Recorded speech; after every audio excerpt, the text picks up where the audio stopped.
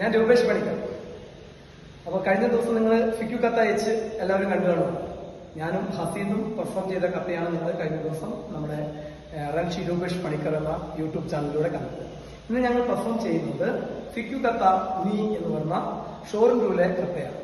International ഷോറിൻഡ്യൂ karate ബുഡോ federation ഇന്ത്യയുടെ നമ്മുടെ പുത്തൻകുന്ന് ദോജോയിൽ വെച്ചിട്ടാണ് ഇന്ന് ഇവിടെ പെർഫോം ചെയ്യുന്നത്.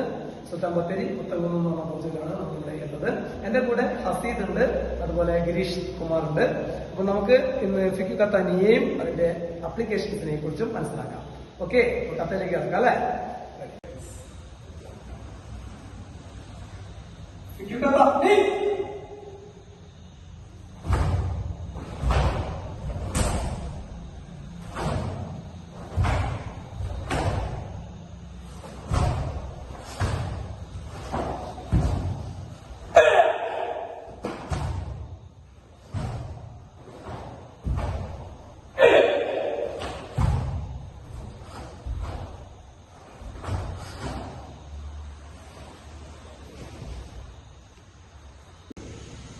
അപ്പൊ ഞാൻ ഫിക്യു കത്ത നീ എന്ന് പറഞ്ഞ കഥയാണ് പെർഫോം ചെയ്തത്.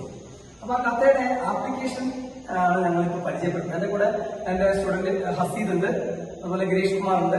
അപ്പൊ നമ്മൾ ഈ കഥയെ കുറിച്ചിട്ടൊന്ന് കഥയുടെ ആപ്ലിക്കേഷൻ എന്ന് പറയുമ്പോൾ അത് പല രീതിയിൽ വ്യാഖ്യാനിക്കാം. അപ്പൊ നമ്മളൊരു ടെക്നിക്സിന്റെ ആപ്ലിക്കേഷനാണ് ഇവിടെ കാണിക്കുന്നത്, അതിന്റെ വ്യാഖ്യാനമാണ് കാണിക്കുന്നത്.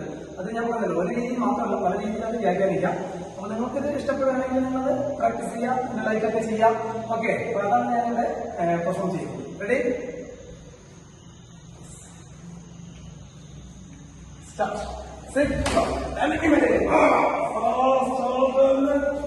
എയർപോർട്ട് ഇറങ്ങി ഈ കാലം സ്ലീപ്പ് ചെയ്തിട്ടില്ല കേട്ടോ.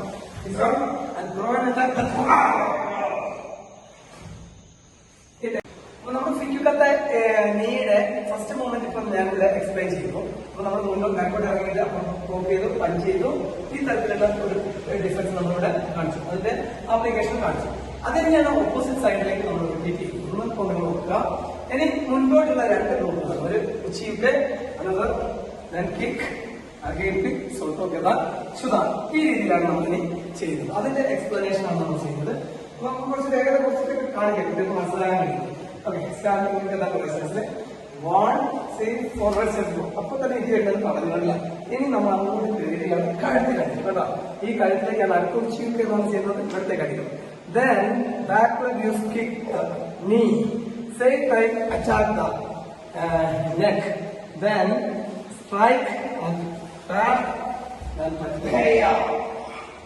ഇതാണ് നമ്മൾ അതിന്റെ ആക്രമണം നടത്തുന്നത്.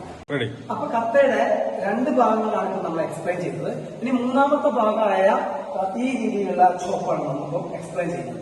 അപ്പൊ അതിന് എന്റെ കൂടെ ഇന്ന് നമ്മുടെ സീനിയർ സ്റ്റുഡന്റ് ആയിട്ടുള്ള ഗിരീഷ് കുമാർ സാറുണ്ട്. അദ്ദേഹം GST ഡിപ്പാർട്ട്മെന്റിലാണ് ജോലി ചെയ്യുന്നത്. അപ്പൊ അദ്ദേഹം നമ്മുടെ senior black belt, second hand black belt ആണ്.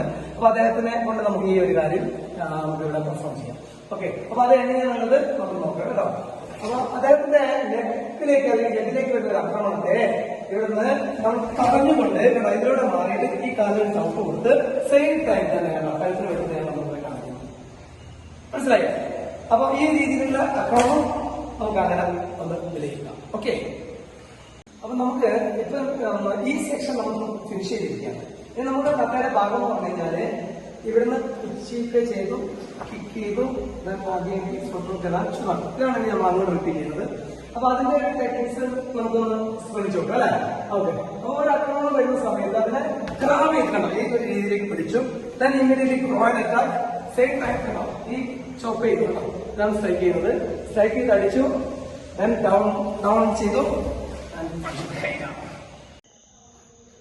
ഫിക്യു കത്ത നീയുടെ അവസാന ഘട്ടത്തിലേക്കാണ് നമ്മൾ കിടക്കുന്നത്. അവസാന ഘട്ടത്തിലെ ടെക്നിക്സും അതിന്റെ ആപ്ലിക്കേഷനുമാണ് ഇവിടെ പെർഫോം ചെയ്യുന്നത്. അപ്പൊ നമ്മൾ ലാസ്റ്റ് ഇവിടെ ചെയ്ത് കഴിഞ്ഞു. അടുത്ത ടെക്നിക്സ് ശ്രദ്ധിക്കാം. പേപ്പറൊക്കെ ഇറങ്ങിയിട്ട് ഈ രണ്ട് രീതിയിലുള്ള യു പഞ്ച്, അതിന്റെ രണ്ട് വേർഷനാണ് ഇപ്പൊ നമ്മളിവിടെ ചെയ്യുന്നത്. രണ്ട് വശങ്ങളിലേക്കായിട്ട് ചെയ്യുന്നതാണ് ഇവിടെ കാണിക്കുന്നത്. ഓക്കെ, അപ്പൊ ഒരു അക്രമി നമ്മൾ കയറി കഴുത്തിന് കയറി പിടിക്കാൻ വരുന്ന സമയത്ത് നമ്മൾ വളരെ തട്ടി മാറ്റി കേട്ടോ, കൈകൊണ്ട് തട്ടി മാറ്റിയിട്ട് സെയിം ടൈം നമ്മൾ കയറി കാലിനെ ആക്രമിക്കാം. ഒന്ന് ത്രോട്ടിലേക്കാണ്, ത്രോട്ട് ഡേഞ്ചറസ് ഏരിയ ആണ്. അപ്പൊ അവിടെ ആക്രമിക്കാൻ പാടില്ല, കുട്ടികളൊന്നും അനുകരിക്കരുത്. പിന്നെ ഇത് സോളാർ പ്ലസ് എന്ന് പറഞ്ഞ ഭാഗമാണ്, അതുപോലെ യു പഞ്ചാണ് ചെയ്യുന്നത്.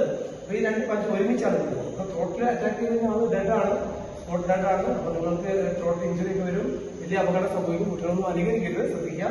അപ്പൊ ഇവിടെ കരാട്ടയിൽ ടോട്ടൽ അറ്റാക്ക് ഇല്ല, ബാൻഡ് ആണ്.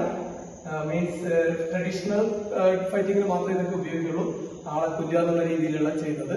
അപ്പൊ ഇത് സ്പോർട്സ് ഫൈറ്റിംഗ് ആണ്. സ്പോർട്സ് ഫൈറ്റ് കുട്ടികൾക്കൊക്കെ ഇപ്പം നെക്കിലൊന്നും പോയിന്റ് കൊടുക്കാറില്ല, ഇവിടം വരെ നിർത്തിയാൽ മതി. നമ്മളിവിടെ കാണിക്കുന്നതല്ല, ഈ രീതിയിലാണ്. ഇനി അതിനുശേഷം നമ്മൾ കൈ കൊടുത്താൽ അയാളുടെ അടുത്ത ആക്രമണത്തെ മാറിക്കൊണ്ട്, കാരണം അവോയ്ഡ് ചെയ്തുകൊണ്ട് തിരിച്ച് സെയിം ടൈം അയാളുടെ വാരിയിട്ട് നോക്കിയിട്ടും നെക്കിന് കണ്ടല്ല, നേരത്തെ തോട്ടായിരുന്നു നെക്കിന് ഇവിടെ ഒരു മർമ്മസ്ഥലമുണ്ട്, അവിടെ വാരിയിലും പൊട്ടിക്കുന്നതാണ് ഈ ടെക്നിക്സിന്റെ അവസാനം. ഓക്കെ, അപ്പൊ നിങ്ങൾക്ക് ഇത് ഇഷ്ടപ്പെട്ടിട്ടുണ്ടെങ്കിൽ നിങ്ങൾ പ്രാക്ടീസ് ചെയ്യാം. പിന്നെ തോട്ട് ഞാൻ പറഞ്ഞിട്ടുണ്ടാവും, തോട്ടിലേക്കുള്ള അറ്റാക്കുകൾ നമ്മൾ അധികം ഉപയോഗിക്കാതിരിക്കുക. കുട്ടികളൊക്കെ അങ്ങനെ ഉപയോഗിക്കരുത്, കാരണം ആൾക്കാർക്ക് ഭയങ്കര ഡേഞ്ചറസ് ആയിട്ടുള്ള ഒരു സിറ്റുവേഷൻ ഉണ്ടാവുന്നതാണ് തോട്ട് അറ്റാക്ക്. അപ്പൊ ഇത് ട്രഡീഷണൽ, നമ്മൾ പഠിക്കുന്ന ട്രഡീഷണൽ കരാട്ടെ ആയ കാരണം പണ്ട് കാലത്തൊക്കെ ഇത് പിന്നെ വാളൊക്കെ എടുത്തിട്ട് ആക്രമിക്കാൻ പറ്റുന്ന സമയത്ത് അയാളെ ഫിനിഷ് ചെയ്യാന്നുള്ളൊരു കോൺസെപ്റ്റ് മാത്രമാണ് ആ രീതിയിൽ ചെയ്യുന്നത്. ഇപ്പോഴത്തെ സിറ്റുവേഷൻ അങ്ങനെയൊന്നുമില്ല, നമ്മൾ അങ്ങനെ ഒരു എതിരാളിയെ പോലും നമ്മൾ ചെയ്യരുതെന്നാണ് എന്റെ അഭിപ്രായം. ആരും ചെയ്യരുത്, ഞാനിത് കാണിക്കുന്നതേ ഉള്ളൂ. ഓക്കെ, ഞങ്ങൾ അപ്ലോഡ് ചെയ്യുന്ന വീഡിയോസ് നിങ്ങൾക്ക് ഇഷ്ടപ്പെടുകയാണെങ്കിൽ ലൈക്ക് ചെയ്യുക, കൂടെ സബ്സ്ക്രൈബും ചെയ്യുക. Okay, thank you.